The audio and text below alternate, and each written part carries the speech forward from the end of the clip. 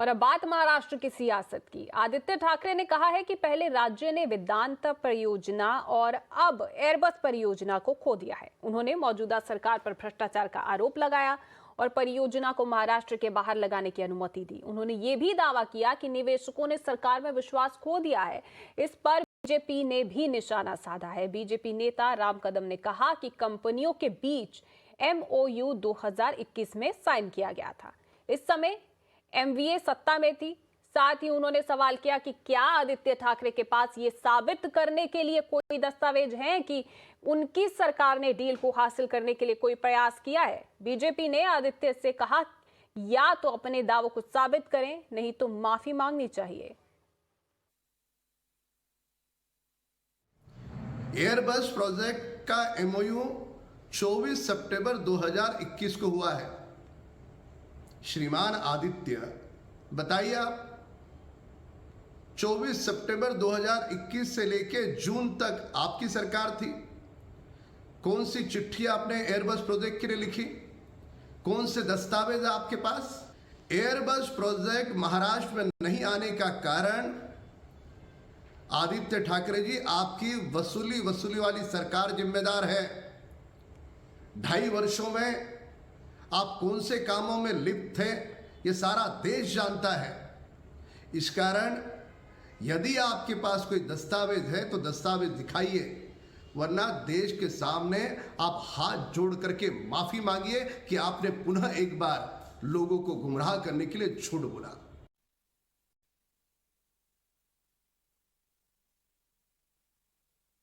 ज्यादा जानकारी के लिए मेरी सहयोगी श्वेता इस वक्त मुंबई से मेरे साथ जुड़ चुकी है। श्वेता, एक और आदित्य ठाकरे आरोप लगाते हैं कि मौजूदा सरकार की वजह से एयरबस वाली डील भी गुजरात में चली गई, जबकि बीजेपी ये आरोप लगा रही है कि पिछली सरकार के दौरान ही, यानी कि MVA के दौरान ही MOU साइन किया गया था, तो इसमें गलती उनकी है। तो दोनों एक दूसरे पर कहीं ना कहीं आरोप लगा रहे हैं।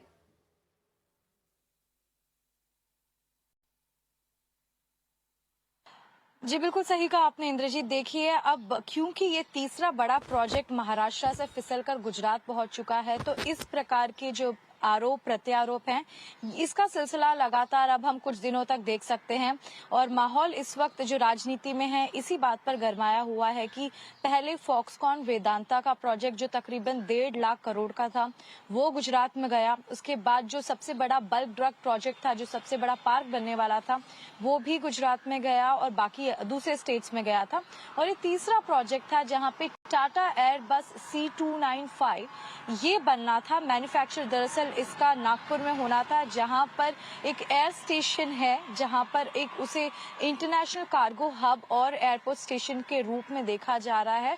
और कई वहां पे अपॉर्चुनिटीज निकल सकती थी, इसलिए सबकी निगाहें, खास करके सभी लीडर्स की निगाहें नागपुर स्टेशन पे टिकी हुई थी। लेकिन अनफॉर्चुनेटली ये फिर से गुजरात चला गया प्रोजेक्ट, जो कि ये 22,000 करोड़ का प्रोजेक्ट है।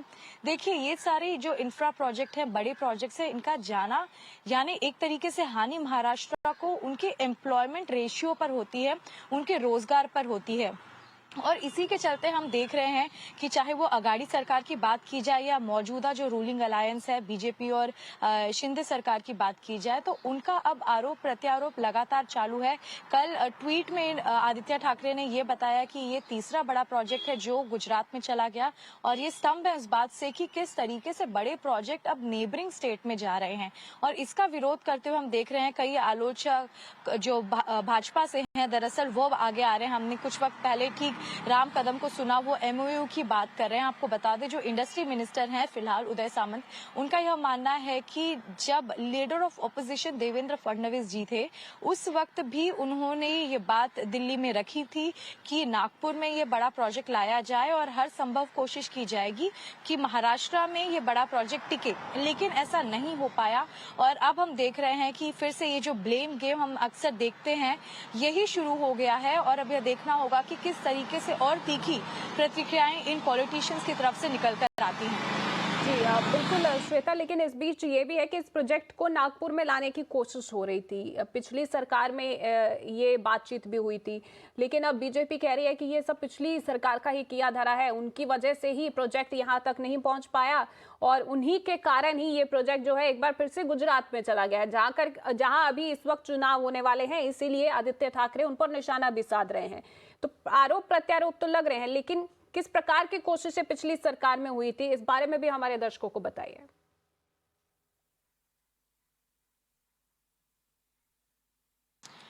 जी बिल्कुल इंद्रजीत, देखिए जहां तक बात की जाए इंफ्रास्ट्रक्चर प्रोजेक्ट की या अर्बन डेवलपमेंट की, ये लगातार हमने देखा है कि अर्बन डेवलपमेंट मिनिस्ट्री पहले भी एकनाथ शिंदे के पास थी और जब सरकार बदल गई तब भी एकनाथ शिंदे के पास है। तो कई बड़े प्रोजेक्ट्स थे जो चल रहे थे और कई प्रोजेक्ट महाराष्ट्र में लाने की पुरजोर कोशिश भी की जा रही थी। इसके दस्तावेज काफी वक्त निकल कर सामने आए। अगर कोई इन पॉलिटिशियंस के, खासकर आदित्य ठाकरे के, अगर कोई ट्विटर खंगालेगा तो उन्हें समझ में आएगा कि उनका जो वर्ल्ड टूर का ये जो दौरा हुआ करता था, इनमें कई एमओयू साइन हुए भी थे।